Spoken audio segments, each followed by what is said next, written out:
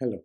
Today I want to talk about curses and vows and how they impact us and how they are created. But first, let's understand what is a curse and what is a vow. Are they real? Yes, they are. When we started working on past lives, we discovered that these are words we say in hurt or anguish and deep pain, ill words said intentionally or unintentionally, and often unmindfully. Common curses are you will suffer the same, you will never be happy, you will also lose everything, um, you will retain nothing, you lose everything, you'll be alone. Basically, ill will be sent towards other. So we have released a negative word, a negative intention, or a negative wish for someone or ill will from someone. But then it goes like a boomerang. It is set forth like an arrow into the future. It harms the person, definitely, but then it comes back, like all karma does. It comes back right to us. As we know, every action has an equal and opposite reaction. So, it would be wise to choose our words mindfully, with responsibility, knowing that we are accountable for our every word, action, or thought, because that is a karma and it comes back to us sooner or later. Let me give you one example. A session I did many, many years ago of a girl who was struggling with her career as a photographer. And then she saw a lifetime where she was a cobbler, a shoemaker, sitting on the roadside, and the work was not going too well. But the cobbler was very envious of rich people, especially those who were very rich but didn't give her any work. So what happened as the cobbler kept cursing the people, the rich people, his work continued to decline. And then he died a beggar because through his ill will he blocked his own abundance. You must understand that no one is above the law of karma. Even our deities had to suffer their karma and the curses had effect on them. Like Vishnuji suffered separation from his wife in his avatar as Ram. So everybody has to go through their karma. Nobody's above it, either you or me. So let's choose wisely. The law of karma is exacting and it's impersonal. One more example.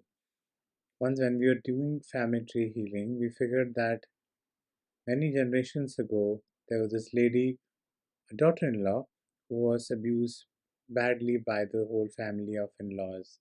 And after years of abuse, she, in her anguish, cursed the whole family that your daughters will also be not happy. And then she was born again in the same family tree 7 generations later, and she had to suffer the consequence of the curses she had given to the family tree. And then when she came to us for healing for the same family tree, she was surprised that pattern she was suffering was started by her. That's how strong our words are.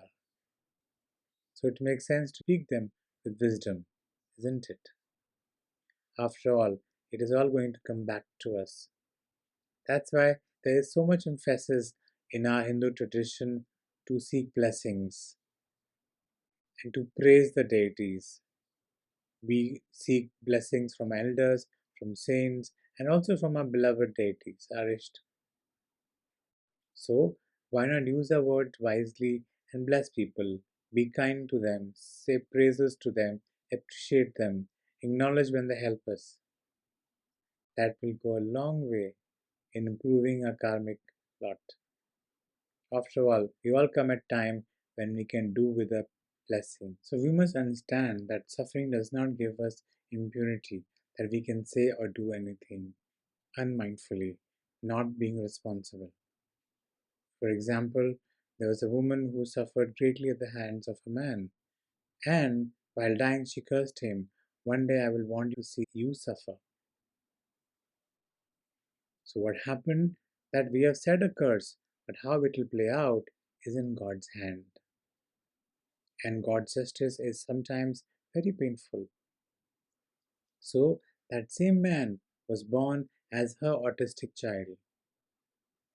whom she is having a tough time caring for, and she is really watching him suffer. I've seen this in a couple of cases, and in another case, this same person, abusive husband, was born as the father, whom this daughter saw suffering in old age. He was paralyzed, he had mental health issues. So, there again, she did see him suffer. But in that process, she also suffered. We all have heard of rishis and sages in our past who cursed people left, right, center. But we don't know that how many lifetimes, hundreds of lifetimes, they suffer the consequence of their curses. Because when we curse someone, we use our soul energy, we use our spiritual energy.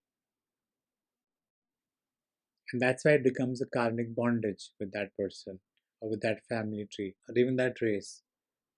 So, what happens when we have more soul energy, our words are more impactful. So, we have to use them more mindfully. Otherwise, we will suffer the consequence of our unmindful words and actions. And no one is above the law of karma, for sure. So, whatever we do, whatever we sow, we have to reap sooner or later. So, when we are suffering, we have to let go of the consequence to divine, to the law of karma, and move forward through forgiveness and free ourselves. Because if we don't forgive, which means we are seeking revenge, and universe does give us a chance to seek revenge, but then it also traps us with the same dark soul who has harmed us.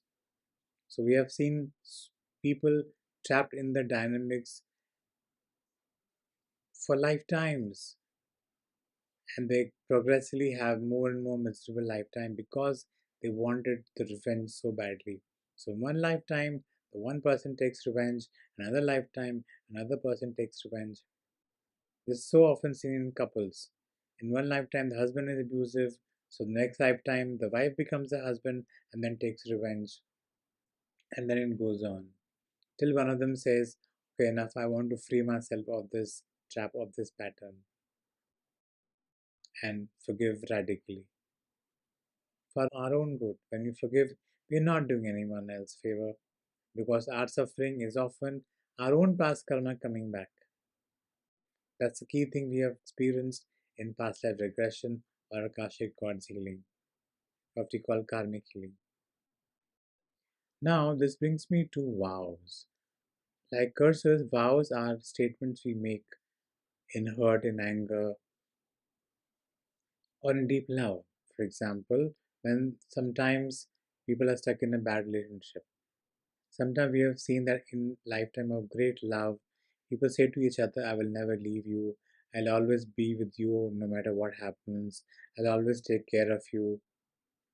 So, what happens in some cases when the other soul does not grow or becomes abusive or misuses that vow to take lifetimes when they have to do karmic clearance? So, we have seen that one person is suffering greatly and the other person is simply taking care of them as a caregiver. They have no way of getting out of it, or the person has become alcoholic and is highly abusive. Still, this person is somehow stuck with them in abusive dynamics, in a rapidly degenerating dynamics, and they just can't get out of it.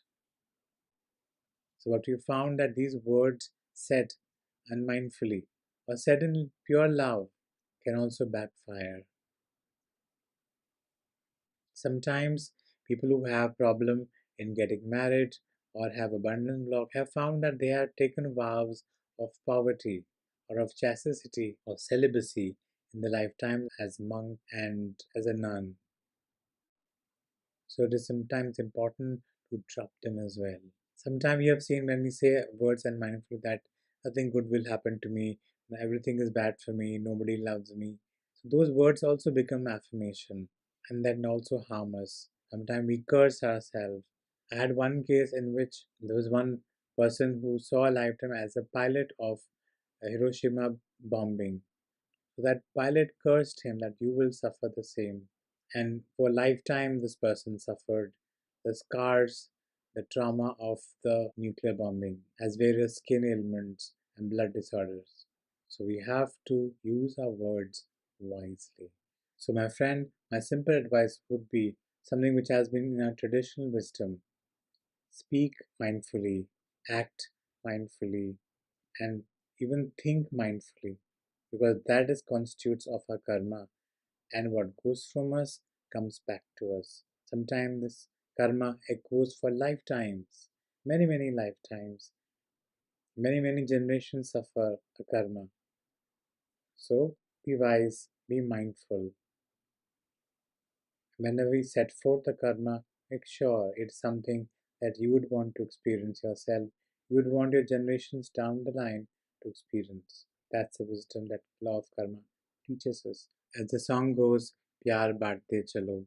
So, what better use of law of karma can there be than spreading love and being love? That's my prayer for all of you. Thank you.